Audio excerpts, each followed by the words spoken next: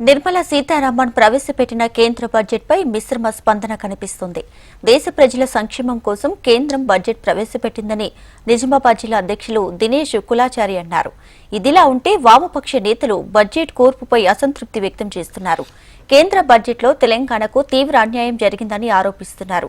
కేంద్ర బడ్జెట్పై నిజామాబాద్ జిల్లా నేతల నుంచి మిశ్రమ స్పందన లభిస్తుంది. దీనిపై మరింత సమాచారాన్ని మా ప్రతినిధి భూపతి అందిస్తారు. కేంద్రంలో 8వసారి నిర్మలా సీతారామన్ బడ్జెట్ను ప్రవేశపెట్టారు. ఈ బడ్జెట్ సందర్భంగా అనేక అంశాలను కూడా వివరించిన పరిస్థితి నెలకొంది. కార్పొరేట్ అంశాలతో పాటు వ్యవసాయ రంగం, అదేవిధంగా మధ్యతరగతి జీవులకు సంబంధించిన అంశాలపై కూడా ప్రస్తావించిన పరిస్థితి నెలకొంది.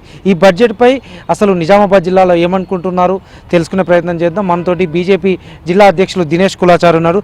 చెప్పండి, నిర్మలా సీతారామన్ ప్రవేశపెట్టిన బడ్జెట్ ఏ విధంగా ఉంది? అసలు ప్రజలకు ఎలాంటి సదుపాయాలు కల్పించే విధంగా ఉందని భావిస్తున్నారు?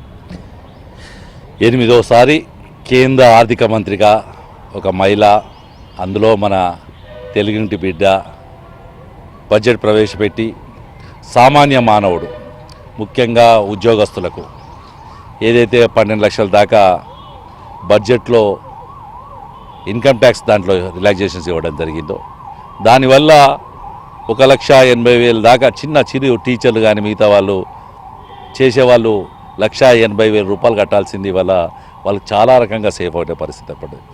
దాంతోపాటు ఇన్సూరెన్స్ రంగంలో కానీ ఈరోజు వ్యవసాయ ఆధారితంగా మొట్టమొదటిసారి దేశంలో అగ్రికల్చర్ బేస్ చేసుకొని అగ్రికల్చర్ ధరల స్థిరీకరణ వాళ్ళకు మంచి ధరలు వచ్చే విధంగా, రెండోది ఇన్ఫ్రాస్ట్రక్చర్ డెవలప్మెంట్ కోసం 100 జిల్లాలను సెలెక్ట్ చేసుకొని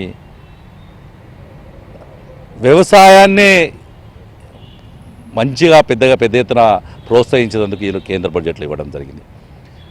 అలాగే ఈ దేశంలో అత్యధికంగా ఆరోగ్యానికి సంబంధించిన వరకు నెక్స్ట్ 5 ఏళ్లలో సుమారు 70,000 మెడికల్ సీట్లు పెంచుతామని చెప్పేసి, ఎలక్ట్రిసిటీకి సంబంధించినంత వరకు రాష్ట్రాలకు సంబంధించి ప్రతి వ్యక్తికి మంచిగా తాగునీరు వచ్చే విధంగా ఈ బడ్జెటు ప్రజల బడ్జెటు, కేంద్ర ప్రభుత్వం నరేంద్ర మోడీ గారి నాయకత్వంలో స్పష్టంగా అన్ని వర్గాలకు మంచి చేసే విధంగా ఈ బడ్జెట్ ఉన్నది.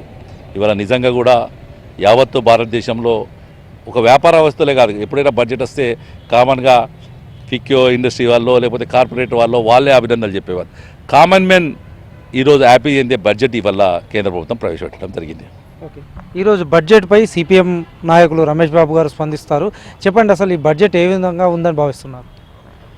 ఈరోజు కేంద్ర ప్రభుత్వం ఆర్థిక శాఖ మంత్రి నిర్మలా సీతారామన్ గారు ప్రవేశపెట్టినటువంటి బడ్జెట్టు పాత సీసాలో కొత్త సార లెక్క ఉంది తప్ప పేద సాధారణ ప్రజలకు ఒనగూరినది ఏమీ లేదు. ఈరోజు పేద ప్రజలకి ఈ 2022 వరకే ప్రతి ఒక్కరికి సొంత ఇంటి కలను నెరవేరుస్తామని చెప్పారు. 25 వచ్చింది. ఇంతవరకు కోట్లాది మందికి ఇండ్లు లేనటువంటి పరిస్థితి. ఇండ్లు నిర్మించుకోవటం కోసం అదనంగా కేటాయించింది ఏమీ లేదు. అట్లాగే ఈరోజు నిరుద్యోగం పెరుగుతూ ఉన్నది. సంవత్సరానికి 2 కోట్ల ఉద్యోగాలు ఇస్తామన్నారు. ఉపాధి అవకాశాలని పెంచడానికి ఈ బడ్జెట్లో ఏ రకమైనటువంటి ప్రతిపాదనలు లేవు. అదేవిధంగా ఈరోజు మూసివేసిన పరిశ్రమల్ని తెరిపించే బదులు ఈరోజు సరళీకరణ విధానాల మూలంగా పరిశ్రమల మూసివేయటానికే ఈ బడ్జెట్లో ప్రతిపాదనలు ఉండే పరిస్థితి వచ్చింది. అట్లాగే ఈరోజు 12 లక్షలకు ట్యాక్స్ రిలాక్సేషన్ అని చెప్తా ఉన్నారు. ఇది పూర్తిగా మభ్యపెట్టేటువంటి పరిస్థితి.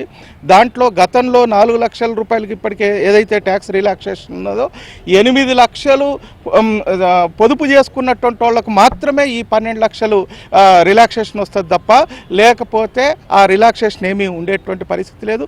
ఈ రకంగా పేద మధ్యతరగతి ప్రజలకి ఒనగూరినటువంటి పరిస్థితి లేదు. పైగా ఈరోజు పసుపు బోర్డును ఈ రాష్ట్రంలో మన జిల్లాలో ఏర్పాటు చేయడానికి నిర్ణయం చేశారు. పసుపు బోర్డు నిర్మాణానికి దానికి సంబంధించినటువంటి ఎటువంటి ప్రతిపాదనలు తెలంగాణ ప్రధానంగా ఏదైతే రాష్ట్ర విభజన సందర్భంగా తెలంగాణ రాష్ట్రానికి ఇచ్చినటువంటి హామీలు ఉన్నాయో ఆ హామీల అమలు కోసం కూడా ఈ బడ్జెట్లో ఒక పైసా కేటాయించినటువంటి పరిస్థితి లేదు.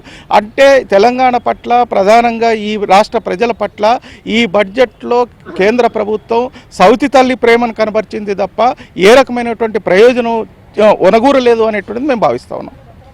పార్లమెంట్ జరిగిన సమావేశాలు ఈరోజు చూస్తూ ఉంటే పూర్తిగా తెలంగాణ సౌతి తల్లి చూస్తున్న అసలు పట్టించుకున్న పరిస్థితిలోనే ఈరోజు కేంద్ర ప్రభుత్వం లేదు. కేవలం యూపీ సైడ్ మాత్రమే అధిక నిధులు కేటాయించడం జరిగింది. అసలు తెలంగాణలో ఈరోజు ప్రజలు అనే ఎంపీగా నిజామాబాద్ నుంచి అరవింద్కి అదేవిధంగా ఎమ్మెల్యేగా ఇచ్చినప్పటికి కూడా అలా చాతగాని తలంగానే ఈరోజు తెలుస్తూ ఉంది. ఎందుకంటే ఈరోజు విద్యా వ్యవస్థ కేంద్ర విద్యాలయాలు కావచ్చు, అదేవిధంగా ఇతర రైల్వే నిజామాబాద్ నుంచి పెద్దవెల్లికి కావచ్చు, ఇతర లైన్లు కావచ్చు, ఏ దానికి కూడా ఈరోజు బడ్జెట్లో ఈ యొక్క అంశాన్ని కూడా తెలంగాణకు బడ్జెట్ నిధులు కేటాయించకపోవడం చాలా సిగ్గుచేటు. ఇకనైనా జరిగే దాంట్లో తెలంగాణకు ప్రాంతం ఇవ్వాలని చెప్పి కోరుతా ఉన్నాం.